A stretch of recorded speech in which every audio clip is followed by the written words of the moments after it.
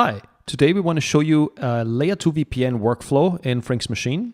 And here we start out with two network devices that we have in our inventory and that we have mounted in FRINX ODL.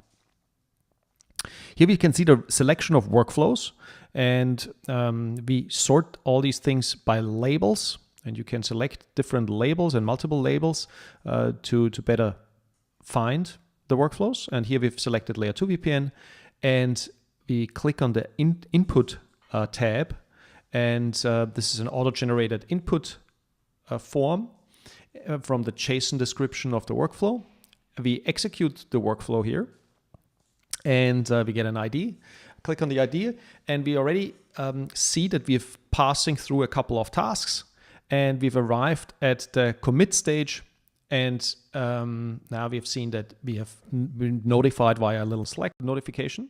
What you see here is first we kind of sync from the device that makes sure we get the latest information from the device. Then we push the configuration of the first device in OpenConfig, of the second device in OpenConfig, and then we commit it.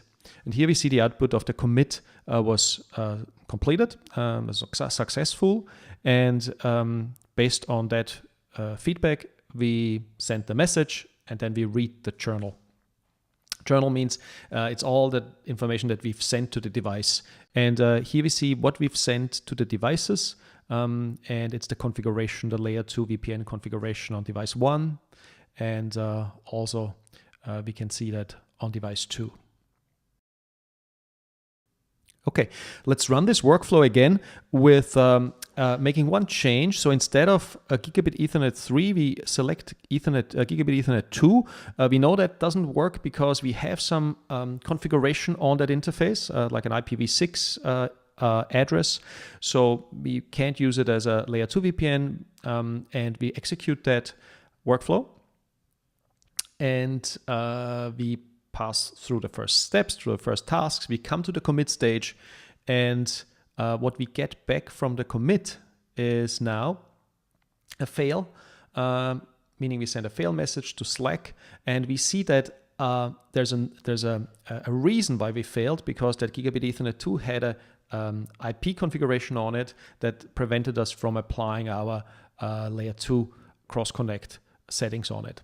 The other device was part of the transaction, and since we weren't able to complete the transaction on both devices, we rolled iOS 1 back. So that shows how we can, assure data consistency within the network, making sure that both devices that have been touched in that transaction are cleaned up accordingly. And here we see the specific section that deconfigures the configuration that was originally configured in that attempt. So we attempt to configure it on device 1, then we realize device 2 fails, and then we go back to device 1 and clean it up again. All right, so that was it for today, and check us out on GitHub.